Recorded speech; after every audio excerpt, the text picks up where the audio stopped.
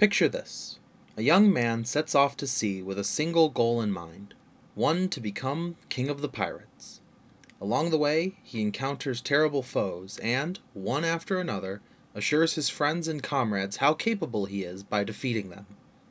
As he traverses the Grand Line, he grows more competent in mastering his unique devil fruit, as well as watches the growth of his friends as they stand firm against every obstacle they face. But even after all he accomplishes, eventually he bites off more than he can chew, and finds himself face to face with a foe he cannot defeat, and slowly watches everyone he cares about disappear.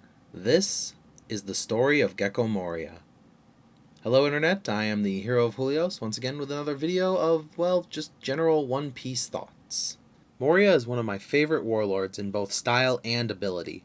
The Shadow fruit is very unique in what it can do to both living and dead bodies, and I just love the creepy but silly nature of just all of Thriller Bark in general. Moria himself is a pirate who is much like Luffy, and like how Luffy lost to Kuma, Moria faced Kaido and lost. Up to these low points, their stories are relatively the same. I feel that when seeing Luffy's plucky attitude, Moria is reminded of himself. But rather than smile at someone who sees the world the way he once did, the warlord rages at the naivety that reminds him of what he lost. With your strength, you'll just die anyway if you continue on your voyage.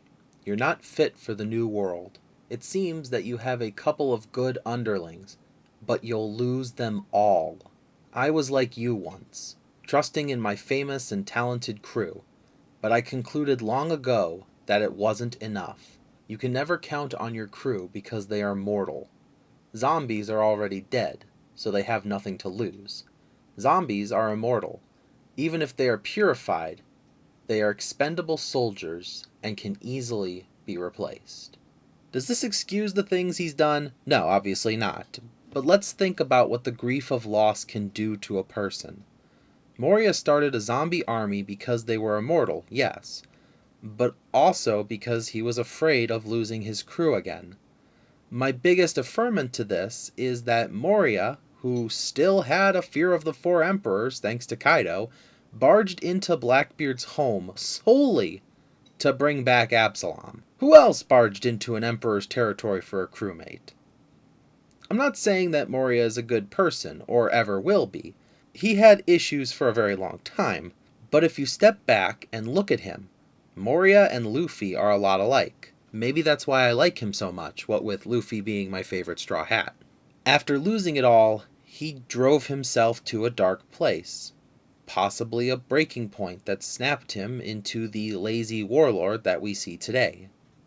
The same mental breakdown that almost befell Luffy. After losing his crew, he failed to break Ace out of Impel Down, and immediately lost Ace the next day. Even after being told what his breakdown would do, Luffy just responded with, "It's my body."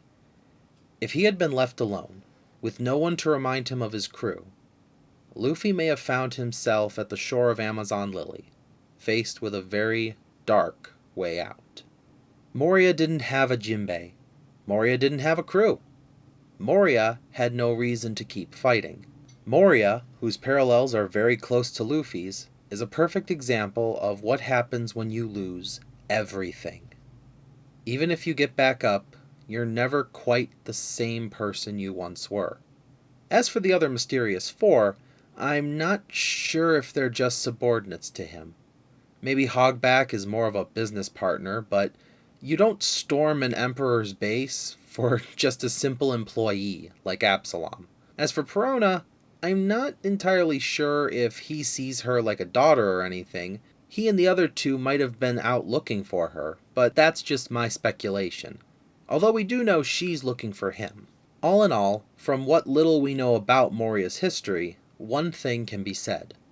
Luffy was one tragic step away from becoming just like him. And that might be the scariest thing to come out of Thriller Bark. Thank you for watching as always, and I will see you in the next video. This is the Hero of Julios, Xing out.